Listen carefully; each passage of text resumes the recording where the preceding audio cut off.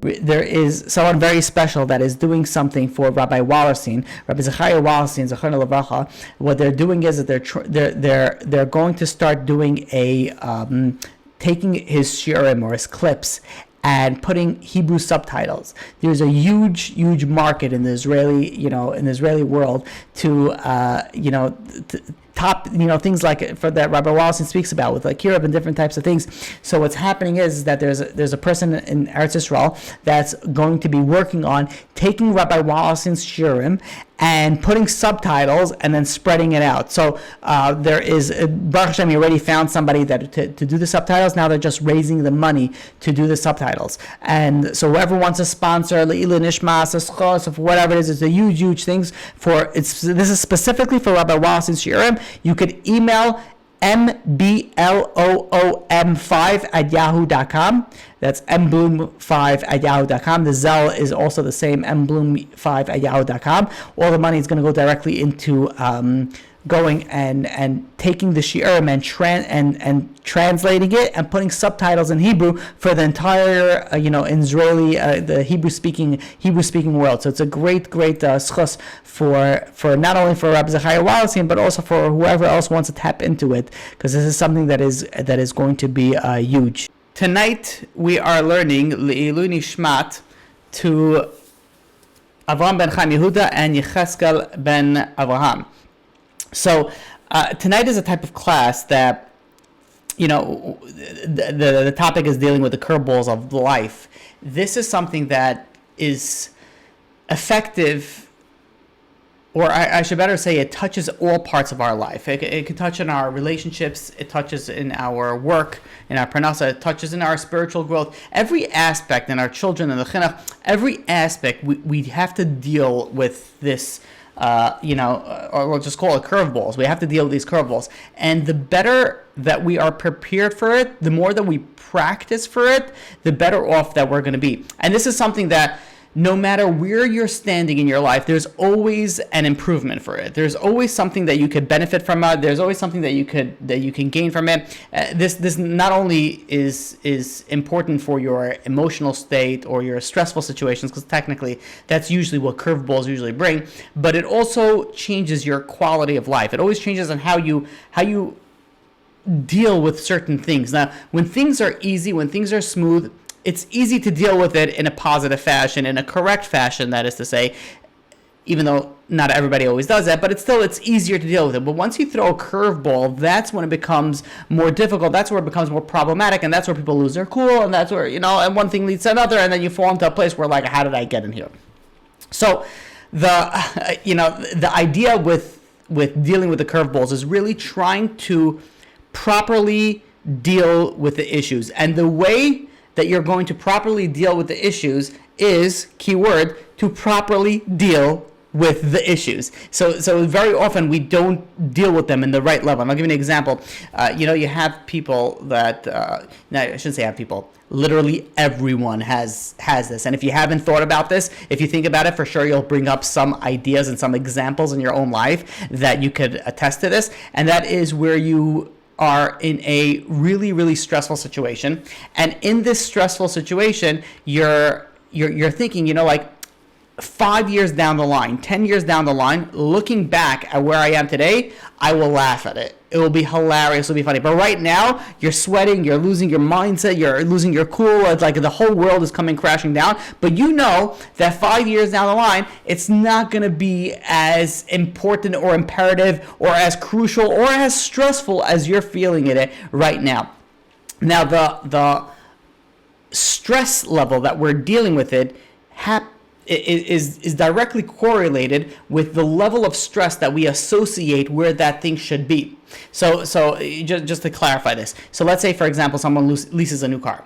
And they lease a new car, right? Nowadays, you're literally paying a mortgage to lease a car. So you're leasing a car, and a few days after you get the car, there's a nice scratch along the side. Now, every time that you see that scratch, oh yeah, like your whole day gets ruined. You're like, I can't believe it. I just got this new car. I didn't opt in for the coverage. I have to now. You have all, and it just ruins your entire day. And it's not just one day. This could be for weeks or even months or even the 2-3 year lease period. Every time you see it, it's gonna ruin your day. Fast forward 2 cars down the line or whatever it is, 10 years down the line, thinking back about it, you're gonna be like, I can't believe that I let that get to me. I can't believe that I was so stressful to the point that it ruined my day, it ruined my mood for something so silly, so nonsense. So now the question is, so what is the correct level, the correct response, the stress level that we are supposed to have? Is it at the time being where our stress level is so high, our response is so to the point where it ruins our entire day, or is it 5 years down the line where we look back at it and we're like, what? That's what I got upset about. I got upset, like it ruined my day, that little stupid thing. Like I can't believe that it ruined my day. And the answer is, it's the correct response is usually somewhere in between that. It's never at the polar, the sides where we're feeling the issue right now versus what we have it down the line in the future. But how many things that happen in our day-to-day life, even if the simplest thing of, let's say, I don't know, missing a light or getting stuck behind a garbage truck for a half hour and it just destroys, I can't, it ruins your entire day, or whatever it is that you have, a small inconvenience that it makes it a huge impact on your day, and your day is ruined. But in hindsight, when you look at it, you're like, I can't believe that's the level that I got upset about. Now, if you could picture it, imagine you have like a radar, right? That every time that you get upset or angry or, like any emotional negative state, it goes up, right? It starts in the green and then it goes to the yellow, then it goes into the red. And then you are dealing with something in your life currently and it goes up to the yellow, it goes up to the red, and you're really, really stressful. And that scene, right? There's a video of it and there's the meter of it that's saved. And you watch that 2 years down the line. I would even go and venture to say you watch that 2 weeks down the line. But let's be safe and say 20 years down the line. And you look at it and you'll be like, I can't believe this is what I got so upset about. I can't believe I let this bother me so much. So many things in our life, we get so distracted by the main goal, by the little things we get, and I can't tell you how imperative this thought process is, because there's so many things, whether it's in dating, whether it's in marriage, whether it's in business, whatever I speak with, we unfortunately focus on the wrong aspects and we pinpoint and we zoom in, we double click on those negative aspects, and it takes our whole life, our whole day, our whole emotional state on a roller coaster. And by the way, this happens to me as well. I'm not just saying it but it's a thought that if we take that step back and we realize where we're holding, it changes reality. Let me repeat that. It's going to change if you put things in the right perspective, it's going to change your reality. I want to share with you something that I've shared before. I don't remember how many years ago, but I think it's so imperative, so crucial, such an amazing lesson. There was a 16-year-old girl that was having issues. She came from a very well-respected family, very well-to-do family.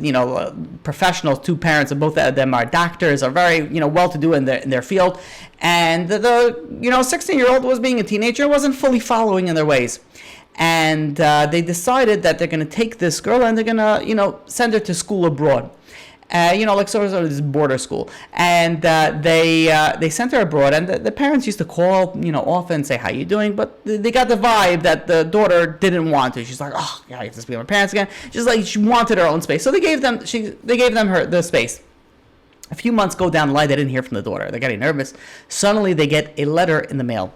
They open up the letter, and in it, they see it's a letter from the daughter, and it says, Mom, Dad, when you read this letter, I know that you won't be happy about this, but please just read it till the end. And then she goes in parentheses, but all caps, saying that, do me a favor, when you're reading this letter, please be sitting down. Now, if we stop right now and we let any parent who's a parent know what's going on, at this point, the parents, She's already been kidnapped. She's already been sold as a slave. She's already been transferred to another country. She's already, who knows what's going on through the parents' mind. So they sit down and they continue reading the letter. And it goes and says about 2 months ago, she goes, this daughter, and says, I got into a car accident. And, I went, flying out of the car. I broke this left foot. I broke the right rib. I broke this elbow, like a bunch of broken bones. And she says she was sent to the hospital. And after, the hospital, they patched her up, but she wasn't ready to go back home yet. She needed to go to get, do some short-term rehab. So she went to this nursing home. And in this nursing home, she sat over there and she struggled with every single day with the pain, with going through all the exercises from the physical therapist, from the occupational therapist, from the speech therapist, from all angles. And she said there was a person that came, by the name of Miguel Javier. He was, the janitor on the floor, and he came to visit me every single day. Every single day he came to visit me. And, we spoke, and he helped me and encouraged me. We had to use Google Translate, for the, communications. But he stayed with me day in and day out until I was discharged from the nursing home. And, because he came to me all these days, and he helped me in every step of the way, we started to get to know each other. We started to get really close. And shortly, during my stay, we fell in love with each other. And, she goes on in the letter and she says, he's a little bit older than me by a mere 24 years. But, you guys always say age is just a number, right? He happens to have 4 children, but it's okay because he doesn't really spend so much time with them. So it really doesn't bother me, so much. So I'm not really worried about that. So, I'm writing you this letter to invite you to our wedding, which we'll need to make, fairly quickly before the bump shows. But, I just wanted you to get the invitation, earlier rather than later. Sincerely, your loving daughter. The parents at this point are nearly having a heart attack. Then they see a little arrow at the end of the page, and they turn it over, and there's a P.S. And the daughter goes and says, P.S. I really didn't get into a car accident. I never met a man by the name of Miguel Javier. Yeah, I like saying that name. That's why I call that name. And I'm not getting married. I just failed out of school that you sent me to. And I wanted you to put it in perspective that it's not so bad that, I failed out of school. So, PPS, can you please send me a ticket home? And that was her letter. Her letter was basically like, it could be worse. If she would have just said, I failed out of school, parents would be like, whoa. But she went on this roller coaster where she met this guy and then she's getting married and now she's going to be a grandmother. Who knows what she's going to be at the age of, 16 and a half. She's like, what's going on? Okay, fine. Okay, so you felt, okay, we'll take you home. All of a sudden, things are not so bad. I don't know why she failed out of school. If she wrote this letter, she must be pretty smart. But when we take things and we put things in perspective, it always changes our reality and our response and our emotional state and how we react to that situation.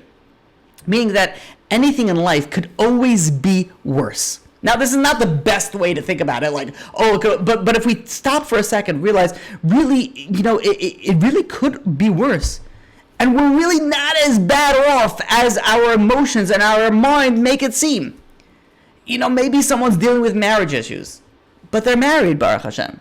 Maybe they can make it work, maybe not, but they're married. They're up to a stage like that. Maybe someone has a health issue, but they're alive. Some people have difficulty in their jobs, but you have a job. There's always a different angle to look at things. There's always a different perspective to look at things. When you're dealing with people, Baruch Hashem, it's a schus that I have to be able to speak to people and deal with people. I just got to put it out there for the people that email me. I'm just gonna apologize straight out. I'm sorry. I've been trying to get to it, but I can't. But people that call me and that's really the best way to get a hold of me, call or text. But the people that call me and I speak to them, you deal with problems that people have, and sometimes you deal with some serious problems. It could be a marriage problem, it could be parnasa problems, it could be children problems, people going off the derech, whatever the situation, health issues, different situations that are really, really serious issues. And then you get a phone call where someone's dealing with just something doesn't feel right in my life. Parnasa, check. Marriage, check. Children, check. Health, check. But then there's you stop for a second and be like, wait a minute, I just got off the phone with someone who's dealing with, I don't know, they can't have any children. It was like something like really serious. And like now, like, you just don't feel right. The coffee didn't taste so good today. Like, something's like so minor. And when I'm speaking to this person who has like this minor issue, in their mind, it's a huge issue. And I have to respect that, and I have to present myself as it is a huge issue. When I take a step back, I'm like, wait a minute. Be like, this is really not a huge issue compared to the previous issue that I was dealing with. And then I take even a step back further and be like, wait a minute, the previous issue that I was dealing with, it's not really that big. Okay, so I could say it's a little bit easier because I'm not involved with the particular situations. But if the idea is that we take a step back. And when we take a step back, all of a sudden the reality becomes much clearer. It becomes much more, I guess in the right perspective. You put things. And once you put things in the right perspective, it changes your reality. I want to share with you something that happened to me this past Shabbos. So Friday afternoon, right before Shabbos, I was taking out my contacts. And whoever has contacts, could maybe relate a little bit. And my eyes were very dry, and as the contacts stuck to my eye, to the point that I never had this before, where as I took out my contacts, it sort of like stretched, like I was taking it out of my eye, and I saw the contacts just stretch. It was like, oh, in my mind I'm like, oh, this doesn't not look right. And I took out my left one first. It took it out, and it came out fine. It was a little bit dry, but it was fine.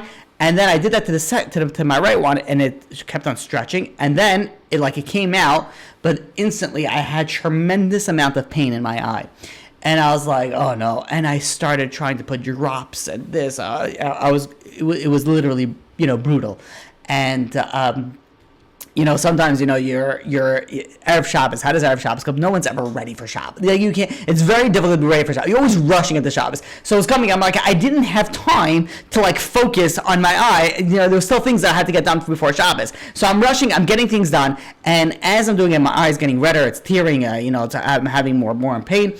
And Shabbos comes, I go to shul, and instead I would assume, something, whatever was dry with it, eventually it's going to get better. But instead of getting better, it kept on getting worse and worse and more painful.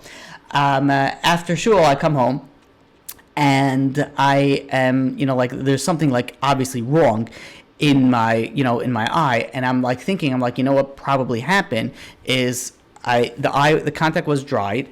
I took it out, and as I pulled it out, part of it stuck to my eye because it was dry, and part of it, maybe I have part of a contact still in my eye, and that's why I'm having this discomfort. So I come home, I go into the mirror, I'm trying to look, I can't even see because my eye is so blurry. So I asked my wife to, look into my eye, see what, and she says, I see there's something there. And she says, well, let's look at the contact. And Baruch Hashem, I still had the contact. And we look at the contact, and the contact looks like it's missing a small piece inside, close to the center of it. So, we both came to the conclusion that it must be that I have something stuck in my eye, and that's why it's causing me the discomfort. At this point, my eye is red, it's tearing, I'm having a hard time opening it, a lot of pain. So, what I think that I need to do right now is I need to remove that extra piece stuck in my eye. And now for someone who is having pain in their eye, and it's red and it's tear and it's this painful, it's very hard to stick your hand inside your eye and try to remove that piece. But I try, and I start opening my eye, and I start trying to scratch it, trying to remove that piece, and it's not coming out. And every time I'm touching my eye, I'm in excruciating pain. To the point that I couldn't do it anymore. I called my wife, and I had to pry it open. I said, you got to just scratch it out. Take it. In my mind, I'm like, take it out. Everything is going to be okay. And I'm opening my eye, and she sees where the location is, and she tries to take it out. Now, I don't know if you've ever had somebody else scratch your eyeball, or I don't know if you have ever scratched your eyeball. It's not a tickle. It's not comfortable. It's not a comfortable situation. And needless to say, I was in a lot of pain. and we're trying to take out this eye. To a certain point that I couldn't, she wasn't able to do it. I couldn't open my eye, but I knew that I had it over there, and the pain is getting worse and worse. And I keep on saying, okay, I have to take it out. So I'm pacing myself, I'm getting myself in the zone, and then I'm okay, well, let's do this. I open my eye and I literally try scratch it out. And every time I touch it, the pain, it feels like I'm scratching my eye. Imagine you have sharp needle and you're just poking it in your, it's excruciating pain. It came to the point where my wife was like, I was incapacitated at that point in time. And my wife is like, should I call Hatzalah? I'm like, Hatzalah? No. Hatzalah would call Hatzalah? No. And I'm still trying to get it out. Fast forward about I want to say 20 minutes, but with all honesty, probably 3.5 minutes later, my wife comes back and she's like, should I call it? I'm going to call Hatzalah. And I came to the point, I'm like, yeah, please, call Hatzalah. This is not, this is not working out. The pain was unbearable at this point. And I, in my mind, I'm thinking, at this point, my eye was shut. I couldn't open it anymore. And I'm thinking, I'm okay, what's going to be? I'm going to the hospital. I live in New Jersey. I live in Jackson, New Jersey. I can't, there's not going to be a walking option. I'm thinking, wait, maybe if they take me to Lakewood, because what am I thinking? I'm going to go to the hospital. They're going to do something to my eye, and they're going to scrape off that missing contact. And then, I'll walk home or something like that if it's possible. Literally, we're talking about a 4-hour walk at minimum if they would take me to the closest hospital. So all while this is happening, I'm I didn't make Kiddush yet. I need to make Kiddush. How am I going to eat? Maybe I'm going to be stuck there for hours. Hospital, ER. I'm all these thoughts are coming in. Then I'm I'm going to have to wear, I'm putting on, sneakers instead of, my I'm just trying to figure out, how I'm going to get back home. I need to do Kiddush. I need to do here. So who knows how long I'm going to be staying over there. And all this is going through my mind. And meanwhile, my wife calls Hatzalah. And Hatzalah comes. Shout out to Hatzalah, unbelievable. 2 of my neighbors who are Hatzalah members. I don't know, can I say their names? Should I give a shout out to them? I don't know. I didn't really ask them. Do they want to know? I don't know. Whatever they are, they know who they are. But 2 amazing neighbors that they came in. And I was, in my mind, Baruch Hashem, I didn't have to call Hatzalah.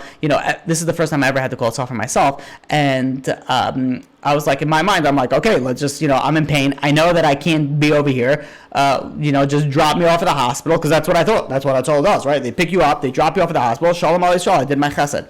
And they're like, what's the problem? I'm I need to go to the hospital. Because they're like, no, explain to me the problem. And I started explaining them the problem, and they're like, okay, let's try to get an ophthalmologist, an optometrist on the phone. I'm wait, what? Well, what's happening? We're actually trying to fix it over here. Is that even is that even an? I didn't know that was an option. So they get on the phone. This is Friday night. They get on the phone, and they start calling every local optometrist and ophthalmologist that they have. But the problem is, it's Shabbos, and every ophthalmologist and optometrist they have is a from Yid, and it's they're not answering the phone.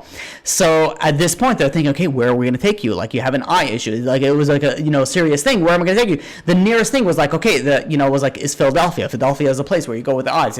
I'm wait, you're not going to just drop me off in Kimball? They were what? Well, who's the ophthalmologist over there? Is there anybody decent over there? We're not going to just drop you off and in some random hospital. Who knows what type of care you're going to get?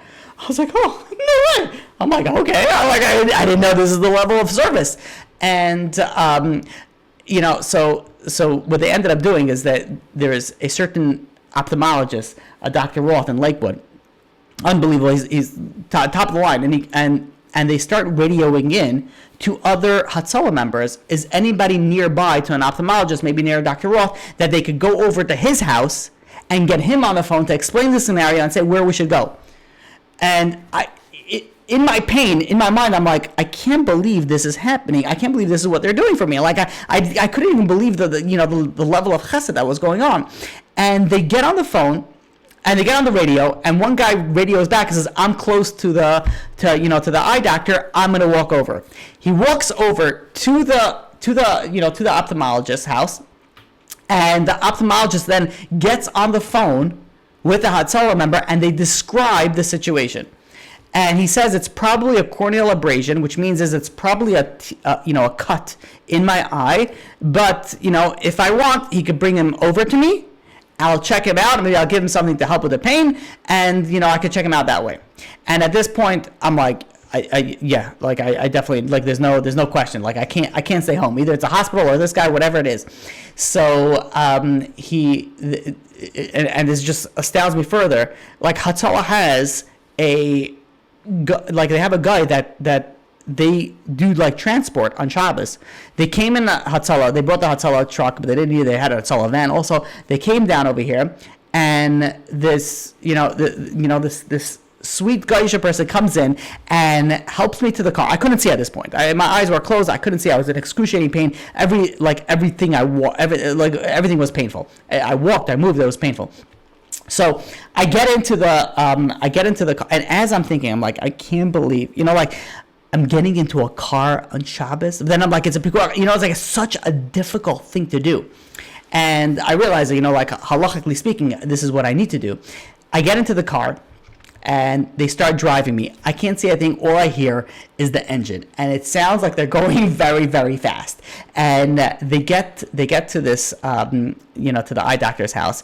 They had to help me I felt like a 150-year-old man. They literally had to help me up the stairs. They put me down over there. They had to wait till happens to be this eye doctor. It's not like who he is. He had a whole Torah links, Shabbaton in his house at that time. So there must have been, I don't know how many people staring. Like, I walk in and like my eyes are down. Like, people would have thought either like I'm sick, I'm crazy, or I'm a makubal, because like my eyes are down. Like, I'm like in my concentration. Like, I'm tearing. Like the situation did not look pretty.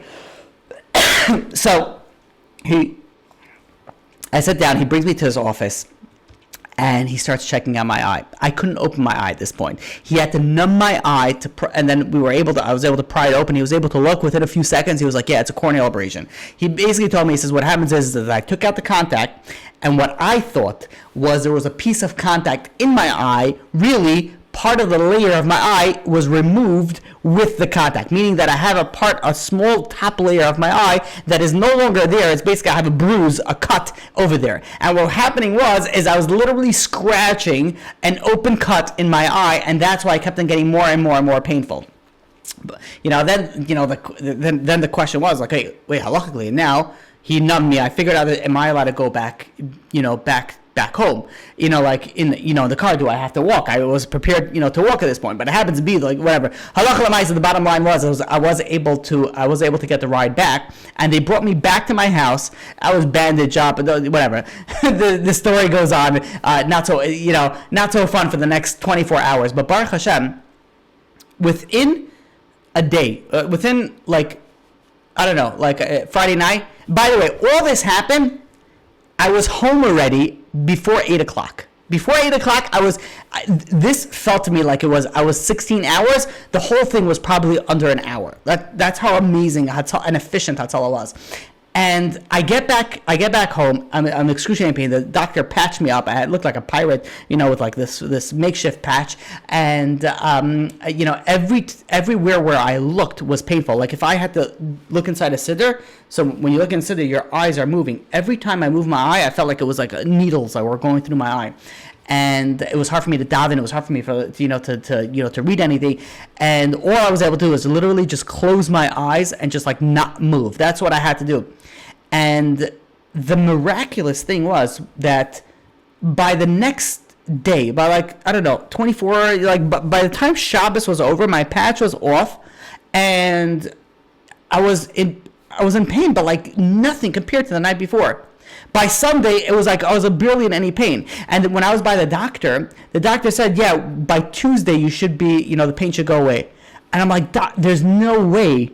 Like, in my mind, there's no way that by Tuesday, how much pain I'm in right now? Who knows how long this is going to last? But literally, by Tuesday, I had no more pain. And I was like, the miracle. And I was like, how is it going to heal? The doctor says, no, it heals by itself. The pain that I had by Friday night, to the pain that I had by Motzei Shabbos, and the pain that I had by Sunday night was uncomparable. How miraculous the eye is, that from one day to the next day, it's a world of difference. And I have to say, I'm still in super duper blurry vision. Like I don't see clearly at all. And it came to the point that I was like, okay, maybe I should cancel the class because I'm having a very hard time seeing.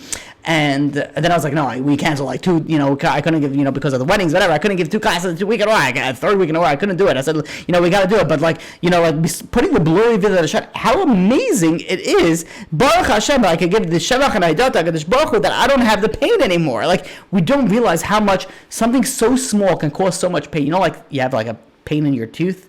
Like it destroys you. It incapacitates you. Like a pain in the eye. It's like a similar thing. Like you can't do anything. Like you're like I wasn't able to learn. It was a hard time for me to dive in the siddur. I had to do like half of it by heart, half of it inside. Like I couldn't move my eye. Like, and from one day to the next, how much you could see the difference and how much your reality changes. Forget about like when I was in so much pain. You think I was worried about like what happened that day, like the stresses that I had that you don't even think about that. You're focusing only on the pain and there's nothing else that you could focus on. There's nothing else that you can focus on because you're dealing with one thing and one thing only.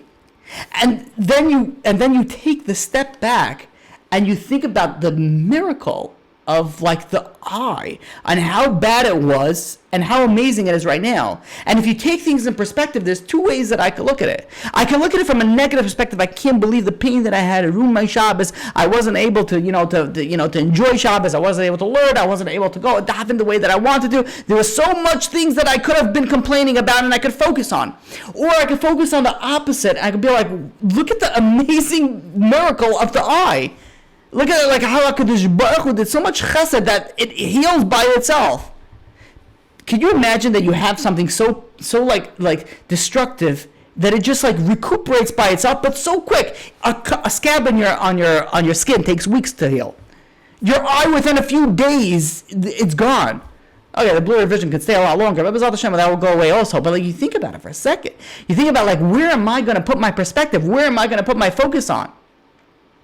Am I going to put my focus on the destruction? Or even if I stop for a second, be like, look at how amazing my neighbors are. Look at how amazing Hatzalah is.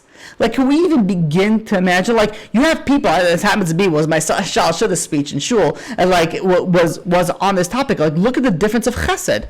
You know what's the difference of people that want to do chesed and people that need to do chesed?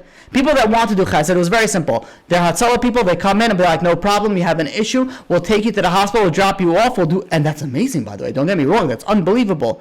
But this was like a completely different level. This is someone who went, and they were like, no, what, we're going to take you to the hospital? They were willing to drive me to Philadelphia. Like, it's an hour drive each way, just so I could get a better care. They were like calculating all these things, and they ended up spending like, time on the phone and contacting another Hatzalah member to go and walk over there.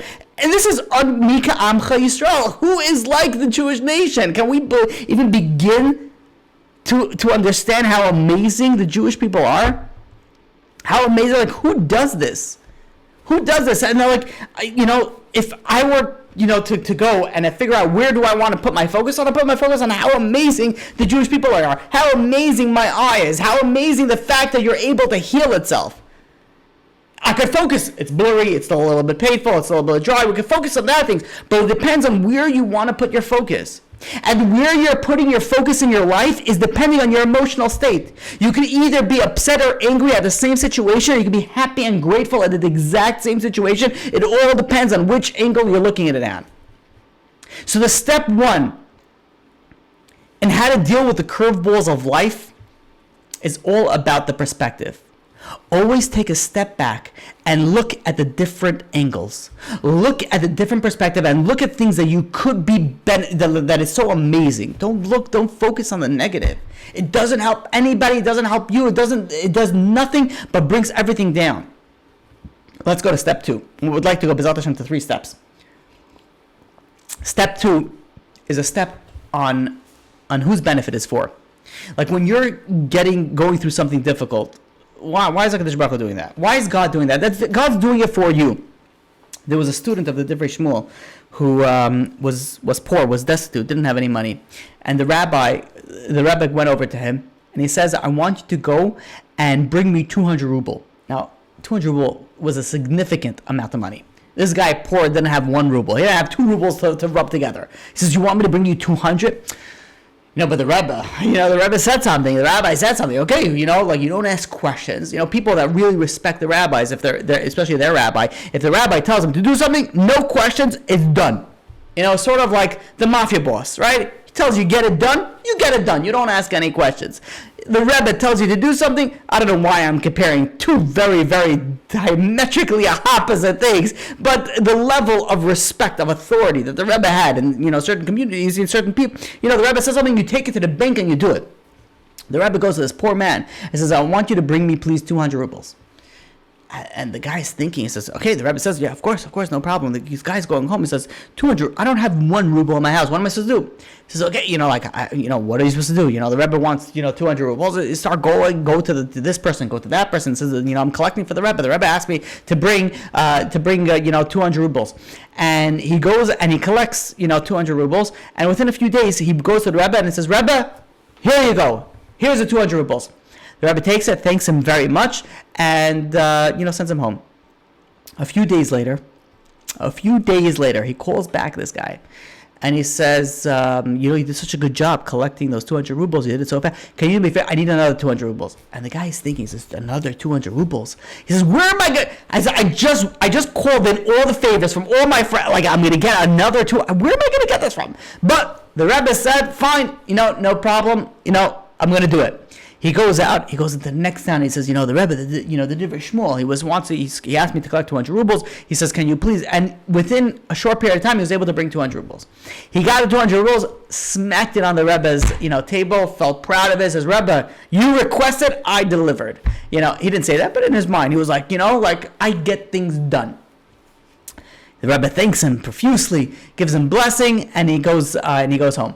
A few days go by. And the Rebbe calls him back, and at this point he's like, "Oh my gosh!" He's like, "The Rebbe is gonna ask." like there's a track record already at this point. And he gets into the Rebbe's office, and the Rebbe looks at him and he says, "You're unbelievable. You're amazing." Gives him blessing. I need another 200 rubles. Can you do me a favor? Can you do it? And he's like thinking, he's like, "Rebbe, come on. I get things done. No problem." He goes over to another. He starts, hustling, and he gets. Within a few days, he gets 200 rubles. He brings it back to the Rebbe, and the Rebbe thanks him. The Rebbe doesn't ask him for anything anymore. 6 months go by. And he forgets about this, a few days incident where he had to go collect money for the Rebbe and the rabbi. And he goes and he goes back to the rabbi, and he says, Rebbe, I need help. He says, I don't have any money. I'm a poor person. I have a daughter that's a marriageable age, and I need money to marry her off. And the Rebbe says, I know. And he says, I don't know where I'm going to get this money. I need a significant sum. And the Rebbe turns around, goes over to his safe, opens it up, and takes out 600 ruble, the exact 600 ruble that this guy collected, and he puts it on the table in front of him. And he says, I knew that you had a daughter of a marriageable age. I knew that the time is going to come very shortly that you're going to need, a significant amount of money. So I preemptively went and asked you to raise money, and here you go, and here's the money that you already raised. This is all for you. And he gave him the money. In reality, God works in that way as well. There are things that we need, and God preempts it. We know that HaKadosh Baruch Hu knows that certain things are going to happen. And HaKadosh Baruch Hu sort of sets us up that we're able to bank that cash, that credit, that money in the bank that we know we're going to need it, whether it's through tests, whether it's through difficulties, whatever it is. HaKadosh Baruch Hu sends us things our way that we know that we're going to need it later, and HaKadosh Baruch Hu is sending it to our way. Now, you know what's amazing about this rabbi's thought process? This rabbi, if he would have said, okay, you need 600 ruble, go and collect it. Guys, it's like, okay, it's a hit to his self-esteem. It's embarrassing you're collecting for yourself. Here, the Rebbe preemptively was able to go. The rabbi was preemptively able to go and say, listen, I know you're going to need the money. He says, I want you to collect it for me. You go and you collect it for me. He didn't even think about collecting it for him. He says, I'm not collecting it for myself. He goes over to all his friends and says, it's not for me. The rabbi, he called me. He says he wants it. You want to help the rabbi? You don't want to help the rabbi. Of course I want to help the rabbi. I can't say help the rabbi. It didn't affect his self-esteem. It didn't affect any, like he was able to get the money in the most dignified way possible. But during that test, When the rabbi calls him in and says, I need 200 rubles, the guy could think about, like, are you kidding me? How am I going to give you 200? I don't have 2 rubles to rub together. You want me to give you more money? Like, oh my God, he could go and he could fetch and he could complain and he could cry and he could go into depression. I can't believe this is what the rabbi wants from me. But really, it's for his own benefit. It's for his best interest. And this is the way that HaKadosh Baruch Hu works. There's certain times that we go and be like, God, what are you doing to me? Like, I can't believe it. Like, I'm so good, and this is what you're throwing at me. And HaKadosh Baruch Hu is telling us, just wait, my dear child, just wait. You're going to see whatever you're collecting from me, it's only going to be for you. It has nothing to do for me. And if we look at life in this way, if we look at life that everything that happens, even the negative, is for our benefit, we won't stop for a second and be upset about it. If this poor man realized that he was collecting for himself, he would have been so happy every time someone gave him the money. He didn't care. It was not for me. It was for somebody else. He would have been happy with the test. But he didn't, because he didn't think about it. And the next time that we go into a test, go into a difficulty, if we stop for a second and we say, wait a minute, HaKadosh Baruch Hu is doing this for my benefit. He's making my job a little bit more difficult for my benefit. He's making my marriage a little bit more difficult for my benefit. I'm not saying you shouldn't work on it. You have to work on everything, but it's all for my benefit. And okay, now how am I going to take it to the next step, to the next level? You know, my health issue, I have this, I have a corneal abrasion. It's all for my benefit. This situation in my eye, this pain, this blurry vision, it's all for my benefit. And I publicly thank HaKadosh Baruch Hu for the pain, for the discomfort. Again, I don't want it, but once HaKadosh Baruch Hu said it, I know it's for my benefit, and I thank HaKadosh Baruch Hu for it. And this is how we have to go. Now, granted, it's a little bit difficult to do it in the moment, but if we stop for a second and we look at things at the right perspective, and what's the right perspective? The right perspective is that we're doing it, that everything that happens to us because HaKadosh Baruch Hu did it for our benefit. There was a Russian soldier that met two Gedolim, two tzaddikim, that were traveling on a train. And this soldier goes over to the rabbis, and he says, before I got,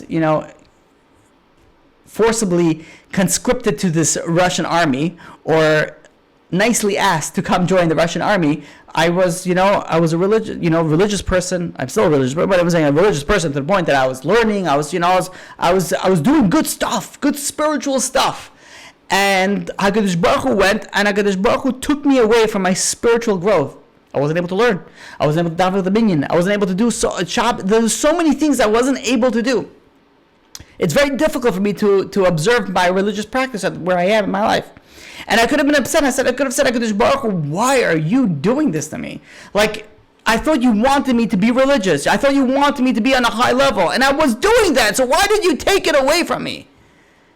But the soldier goes over to these two rabbis and says, but I didn't say that. He says, I know that God knows my purpose in this world. And I know that if God put me in the army, in the Russian army nonetheless, then God knows what he's doing. And if Hashem put me in this situation, that means that this situation is for my benefit.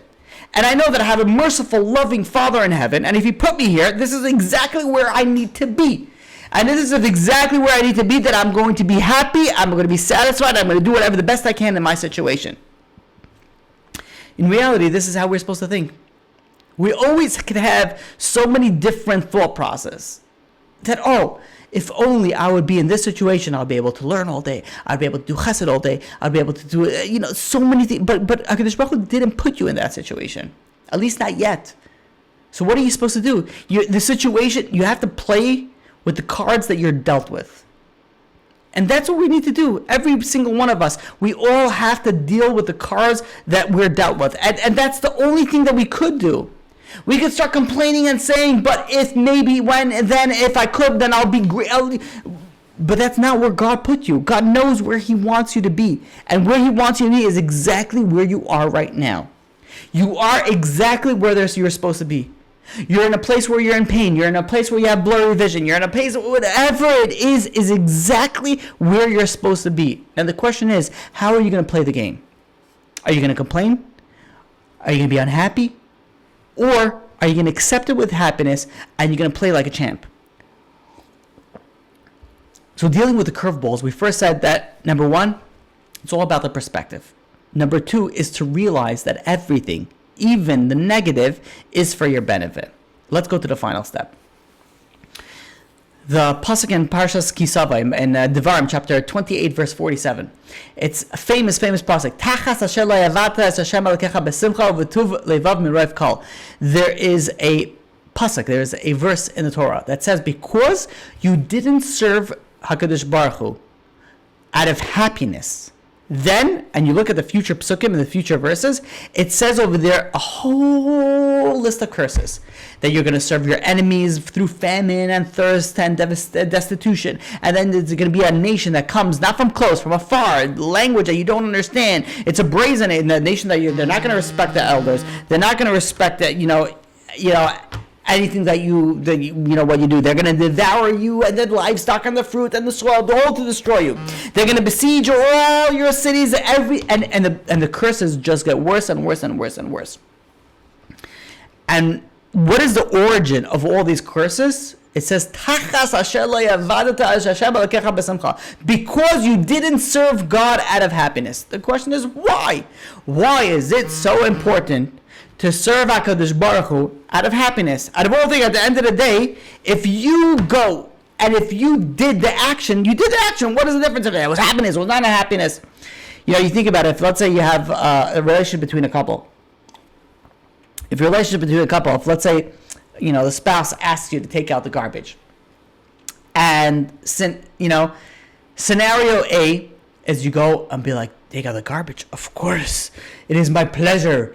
As a man of the house, of course I'll take out the garbage. And you take out the garbage with happiness, singing songs and praises to your wife as you go and you dispose of the wastes of the family.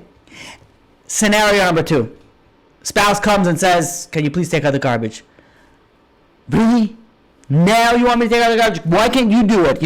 I wash the dishes, I do this, and you can't take out the garbage? Just pick up the garbage and move it to another location. It's not so brain science. You could do it also. It's not heavy. I've raised it. You're strong enough. You'll be able to do it. 2 scenarios. And then scenario B, after you say that whole thing, your spouse gives a look at you, and you're like, okay, fine, I'll do it.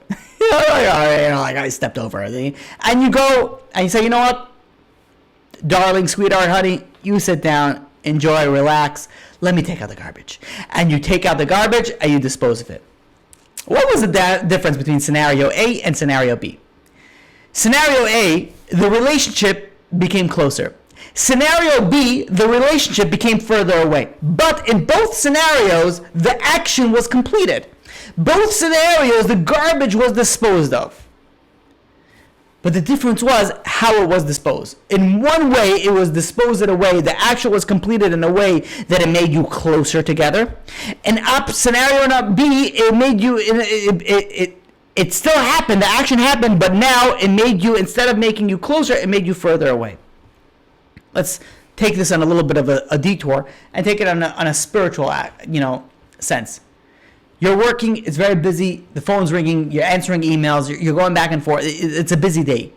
And you run to eat lunch, you wash, you make hamaitzi, you eat your bread, and then phone calls are coming, emails are coming in, and you're answering. A half hour goes by, and all of a sudden you remember, wait a minute, I didn't bench yet. And you're like, oh, I didn't bench. So there's 2 scenarios that can happen. Oh, I need a bench. I need a bench. You open up your sitter or for whatever it is. You open up and you go and you run through benching, and you continue in the work. Scenario B is like, oh, I didn't bench yet. Oh, I get to talk to God now. Okay, Kadosh Baruch Hu, thank you so much for this delicious food that you sent me. And you go and you have this emotional benching that you're able to thank HaKadosh. You actually know what you're saying, and you thank HaKadosh Baruch Hu for the food that He provided for you. What's the difference over here? You benched in both scenarios, but the difference is one has a very, very different level than the other. When we're going and we're doing something for HaKadosh, when we do a mitzvah, if we do it of okay, fine, I'll do it. Versus, oh yeah, of course I'll do it. I love you, HaKadosh Baruch Hu. I want to do it. There's 2 way different levels. And the pasuk is telling us that because we didn't do the mitzvah out of happiness, that shows that there's a fault, there is a defect in our relationship with HaKadosh Baruch Hu, with God. And if there's a relationship with God, that means there's consequences to that. And the consequence of that was a bunch of curses. Because it's not about just the actions. God doesn't need you to bench. God doesn't need you to pray. Like, God doesn't need you. You need God. Like, this is a relationship that we're building over here. So if you're doing something, and even though you do the action, but you're doing it in a negative aspect, like, okay, it's worth something. Don't get me wrong. You took out the garbage. It's worth something. But, like, you ruined so much in the process. You could have gained so much in the, through the same action. And then there's a similar idea in Parshas Hazinu. The Sephora brings it down. It's talking about in Pasuk and Devarim, chapter 32, verse 6. And it speaks about Am Naval. The translation is a disgraceful nation. Rashi says, what's the disgraceful nation? Sheshakhu esa asulahem. They forgot the benefit that was done for them. The Sephora goes and says that why is it called a despicable nation? Because it denies, rather than acknowledges, the gratitude for HaKadosh Baruch Hu's many kindness. You have some people that are constantly complaining, ungrateful, unhappy. What's the reason for that ungratefulness? So one answer, a fairly simple and straightforward answer, is there's a lack of ahavas Hashem. There's a lack of a love of God. To understand this, there's a pasuk in Shir Shir, chapter 2, verse 5. Very, very famous pasuk. Ki chaylas ahavas ani. Shlomo HaMelech goes, the Malbim goes and explains this as follows. Shlomo HaMelech was, HaKadosh Baruch Hu, God spoke to Shlomo HaMelech 2 times. And it made such an effect on him. He was so intoxicated with happiness. He was such at a level of euphoria that he could never forget the time that he spoke to HaKadosh Baruch Hu. And all his life he just yearned, just give me another time. Just speak to you one more time. And it says in Shir Hashem, the first chapter, the second thing, your love is better than wine. There's nothing better than a connection with HaKadosh Baruch Hu. There's nothing on this world that is as amazing as a pure connection to God. And that's what Shlomo HaMelech says, Ki chaylas ahavas ani. I am sick in love with you. You know what sick in love means? It means that there's nothing in my life other than God. Like, I'm just so in love with you. Like, there's nothing else but HaKadosh Baruch Hu, God, I just love you. And that, the curses that come out, whether it's in Parshas Hazinu, whether it's in Parshas Kisava, it's all from the fact that there's a lack of appreciation, there's a lack of a sense of an understanding of doing things with joy, with happiness. Because when you're doing something with happiness, when you're doing something with love, it's at a whole different level. And that's when you're doing a mitzvah that's without joy, that's doing a mitzvah without hakaras hatov. And where's the source, the origin of all this? That means that you have a lack of ahavas Hashem. You have a lack of love of God. And that's why the pasuk goes and says, you didn't serve God out of love. Why is this so important that it comes so many curses? It's because you're flawed. Your relationship with God is flawed. You're lacking in ahavas Hashem. You're lacking in loving God. You have to go and work on loving God, because that is the source of everything. And that is why it comes with a slew of curses afterwards. So how are you going to ask? How are you going to go and work on loving God, loving HaKadosh Baruch Hu? So we have to realize that God, HaKadosh Baruch Hu, loves us to a level that we can't even comprehend.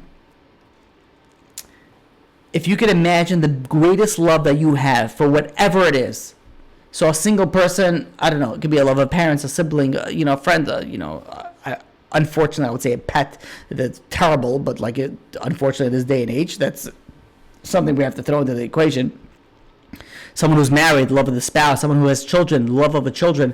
The greatest love that you have in your life, that love is nothing compared to the love that God has for you. Again, you could say, I wish I could see it more. Again, take a perspective, take a step back, you'll see it. So how are we supposed to do and feel this love? One of the things that we are supposed to do is we're supposed to open our eyes and notice the hashgacha pratit. We have to notice everything that happens in our life. The words of happenstance, of randomness, is mikra. It just happens. But mikra, mem kuf resh hey, if you really rearrange those letters, they spell Rak Me Hashem. Mikra, randomness, happenstance, things that just happens. You think that it just happens. Nothing just happens. Everything is from HaKadosh Baruch Hu. Everything is from Hashem. If we take that step back and we realize that HaKadosh Baruch Hu is so involved in every single little thing in our lives. As a pasuk in Vayikra, chapter 19, verse 18, very famous pasuk says, you have to love your friend like yourself. What does it end? Ani Hashem. It ends with I am God. Now the question, very famous question, is like, wait a minute. What does one thing have to do with another? You have to love God. Ani Hashem. I am God. What is what? Like, I gotta love my friend. What is that? What does it have to do with I am God? And the answer is that you have to realize that who your friends are, who you got connected to, everything that happened to you is from HaKadosh Baruch Hu. We analyze so many things from the wrong angle. We have to start analyzing the Ani Hashem. You have to love. You want to know why you have to love your friend? Because Ani Hashem, I put them together. I put you in this situation. You have to love them. Why? Because I put it there. Ani Hashem. And therefore, if I put you there, then you have to love them because I know what I'm doing. I know it. You want to know how you're going to start seeing Hashem? You have to start looking. You have to open your eyes and you have to start seeing it. And this is where it all goes back to Hakaras Hatov, to gratitude. Once you start opening your eyes and seeing the gratefulness, the so many blessings that you have in your life, you're going to start seeing HaKadosh Baruch Hu.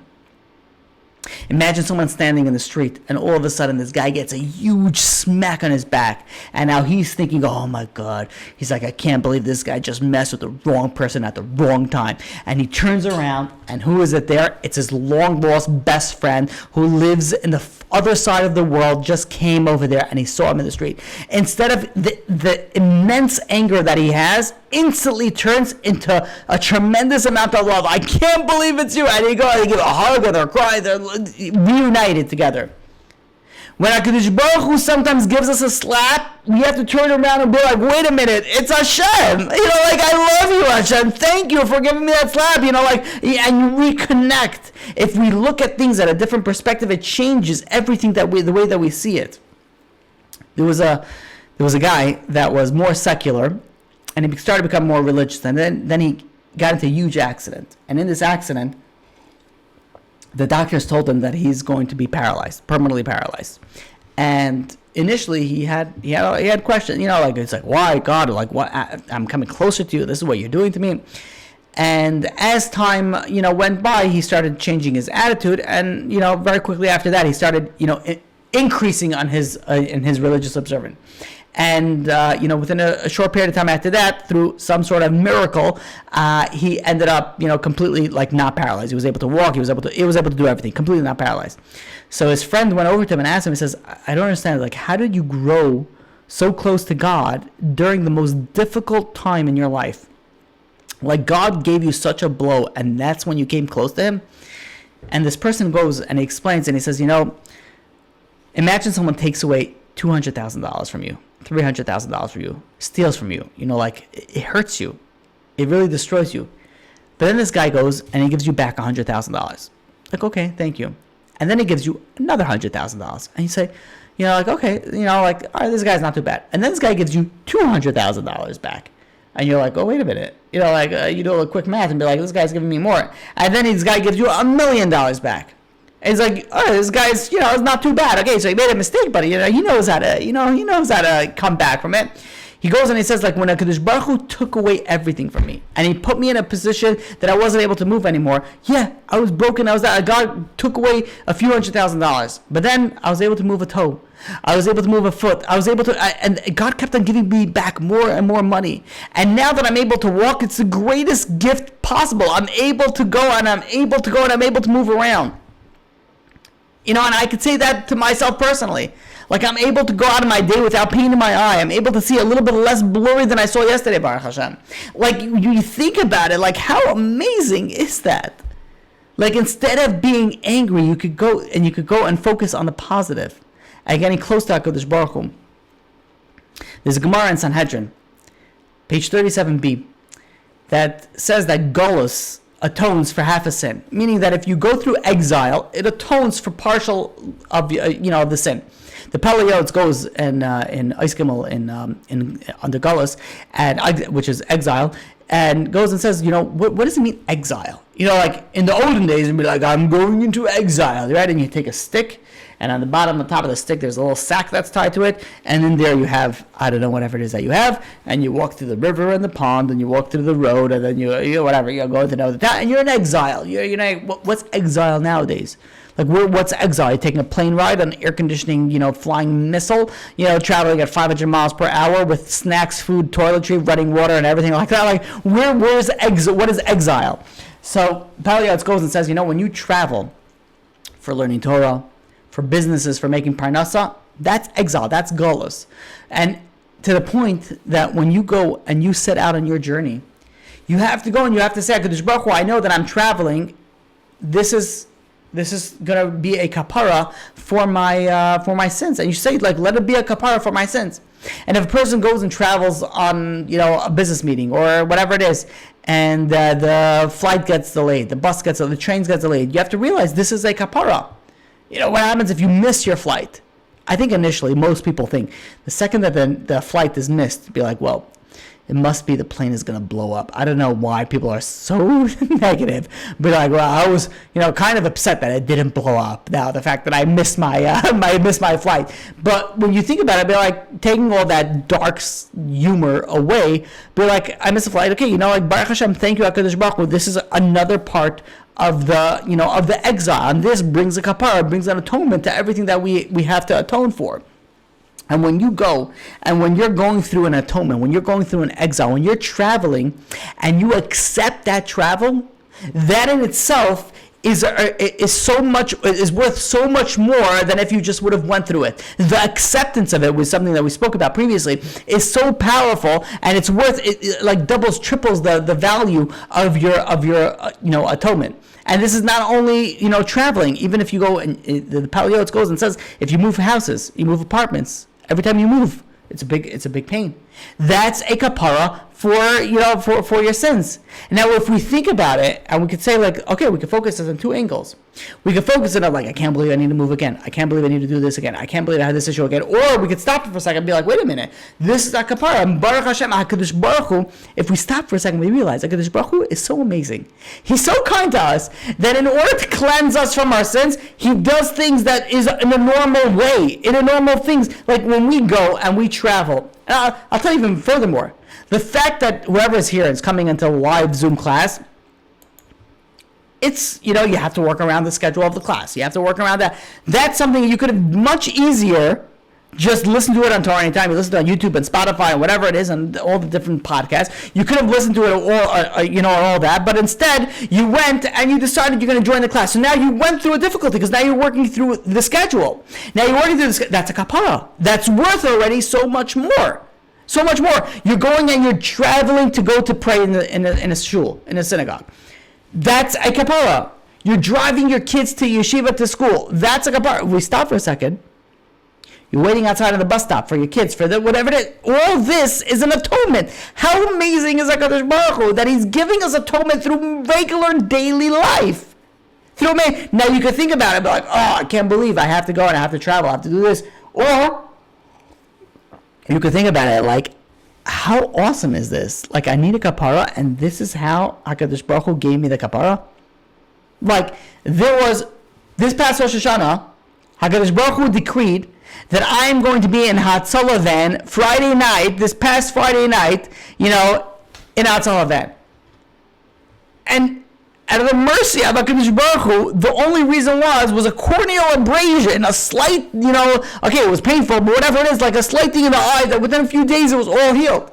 You know how much worse that are going to be? Like, how awesome is God that was the reason that I was here, and as opposed to anything worse. There's so many different things that we could focus on. And life throws us curveballs. There's nothing that we can do about it. We're not in charge of what the pitcher sends us. We're the batter. We have to go and we have to sit over there in the plate and we have to swing. And the curveballs are going to come, but it all depends on how we're going to deal with it. If we see things in the right perspective, we're like, okay, thank you, HaKadosh Baruch Hu. we see things in the right mind, we see that it's for our benefit. The fact that I don't understand and I don't know why, but for whatever reason, the pain in my eye, the discomfort that I went through, it's all because HaKadosh Baruch Hu says this is for your benefit. How, why, when, where, I have no idea, but all I can say is thank you, God. Thank you, HaKadosh Baruch Hu, for sending this to me. So when you realize it's for your benefit, okay, so it's, it's pretty awesome. Like, that's all that, it's not bad. I appreciate that. But the question is, how do you realize that it's for your benefit? And that's through working on Ahavas Hashem, realizing on how much we're lacking in our love to God. HaKadosh Baruch Hu loves us more than anything. We have to reciprocate that love. We may not see it. There's so many things that we could go, just like the rabbi went and he loved this student so much, he says, I don't want you to go and suffer, and I'm going to go and I'm going to make you collect money now for me. And that guy was going through suffering, through embarrassment, going and collecting money, but technically in the name of the rabbi.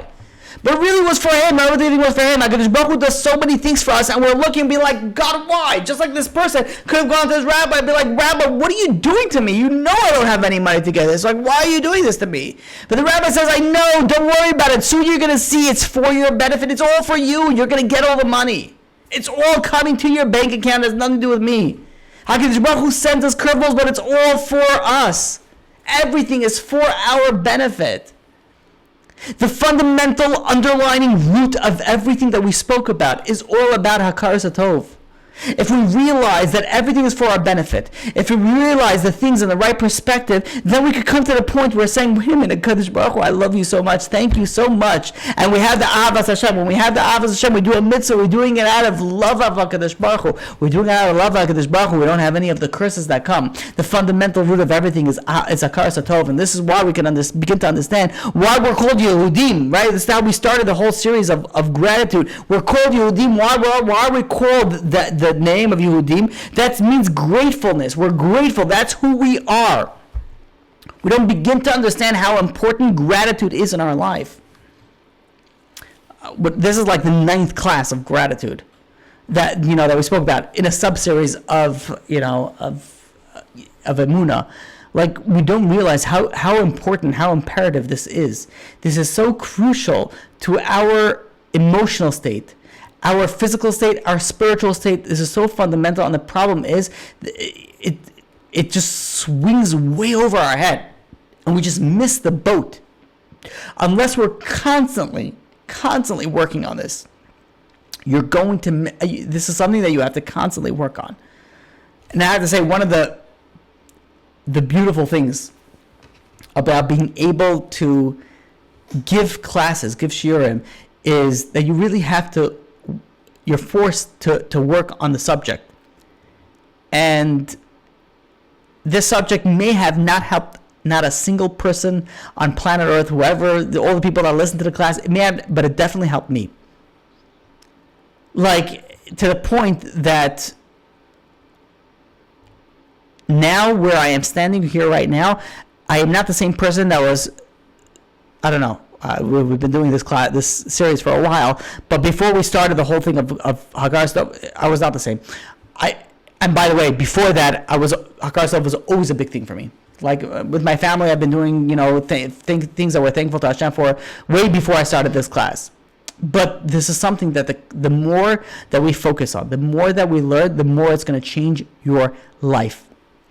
It's a review. It's focus. It's like putting things into, just like when you work out and you want to build muscle, you do the same things again and again. You're bench pressing again and again. You're on the treadmill every single day. You're going and you're working on your squatting. You're doing all these things every single day. That you know the stuff already. The question is, why am I need to do it again? I know the stuff already. I know it. But the thing is that the more that you do it, the more that you build. And I don't think there's ever a time where we could say we're good in this subject. There are certain things that we're constantly need to improve on.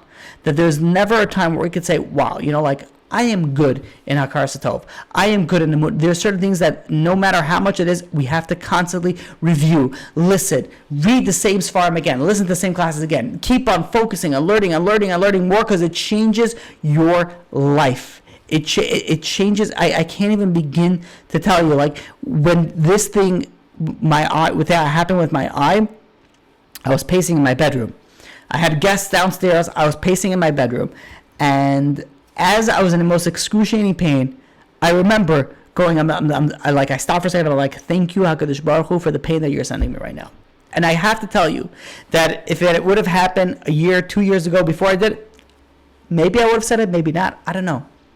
But it happens to be the fact that I'm constantly learning about it, constantly preparing about it. That's why it was in my mind. I was able to focus it. This is something that we have to constantly change. And this is not something that's just like a nice thing. It changes our reality. You understand that it's going to change your relationship. It's going to change your stress level. It's going to change who you are as a person, who you are as a spouse, who you are as a parent. And the more that you focus, the more that you review, the more that you learn, the more that you internalize, the better off that you're going to be. This is not a like, oh, maybe, this is a, like we're not supposed to promise. So this is, as close as a promise as this is, I can guarantee it that it's going to change your life. With that, we'll open up to some questions. Okay, so I have to see. I'm not able to zoom in on the questions because my vision is a little bit blurry, but I'm going to try to get all these. Doesn't look like we have so much. Okay. Shira, thank you for the blessing. Amen for that. Okay, here's another question. It's so difficult to take a step back when the situation is recurrent. Oh, what do we do? Oh, so here's a good question. So what about when there's a recurrent situation? So sometimes you have to get out of the situation, meaning that if, let's say, there is an abusive relationship or there is a detrimental situation, it's not just about stepping back and say, you know what, God put me in this situation. I'm thankful. In one sense, yes, but in another sense, you have to do your hishtadlus, your requirement that you need to do in it. But what happens when you're in a situation where it's consistently negative? So sometimes it's not only about taking a step back. Sometimes you have to take a step back and you say like, okay, this is where I am because this is where God wants me to be. But at the same point in time, there are times where I have to get out of the situation and I have to remove myself from the situation. Sometimes it's not easy. Sometimes it's more difficult. Again, this is something that you should speak to your rabbi, your mentor, your rebbitzin, whatever, someone that could guide you along those, on the particular situation. Okay. So how do you know if it's a punishment for something or whether it's something specific God wanted us to work on? So there is two ways to focus on this. And number one is that God put you in a certain situation. So if God put you in a certain situation, it's dealing with the situation. Now, how we're going to deal with the situation? Okay, so you have to be grateful, you have to be thankful, and then you have to think about it. Okay, wait a minute. Do I have to stay in the situation, or do I have to remove myself from the situation? But on the other hand, like maybe it's a punishment. Maybe God put us in a situation because it's a punishment. So where the problem can lie in this thought process is if let's say you're in a negative situation, you have to be like, wait a minute. If God put me in a certain situation and it's because it's a punishment, it's an atonement for my sin, so I better off stay in this punishment because it's it's an atonement for my sin. And the answer to that is that we're not supposed to put ourselves in a situation. If we're able to remove ourselves, we're supposed to remove ourselves. And that is why, and the easiest example, again, this is a black and white example, but there's everything that falls into the gray area. But if you look at it black and white, if there's an abusive situation, you have to get out of that. You shouldn't stay in an abusive situation and say, okay, God, it's a punishment and it's a kapara, it's an atonement, which granted it is, but at the same point in time, we're not supposed to put ourselves in that situation, and we're supposed to take ourselves out. And by the way, I can't tell you how many cases where I've dealt with where people were like, but I need to stay in the situation. Even if it's not for me, it's for a family member, it's for this. At the end of the day, people have to realize that no, sometimes you have to remove yourself, you have to save yourself, and you have to work on yourself from you have to work on your sibling, whatever it is, from a different angle. Oh, okay. Looks like that's the last question. All right. I want to thank you all for joining, and thank you all for coming. And Be'ezrat Hashem, with HaKadosh Baruch Hu's help, that we should be able to internalize our Avas Hashem, our love of God, and be able to take a step back and realize the right level, the right angle that we're supposed to have things. We should have things in the right perspective. And with that, HaKadosh Baruch Hu should give us only blessing and shouldn't have to deal with anything bad. And all the good stuff that we're dealing with, that we're going to be able to learn exactly the same lessons, exactly the same comparison that it could have been with the bad. So we should all have only amazing things. Thank you all for joining. Until next time.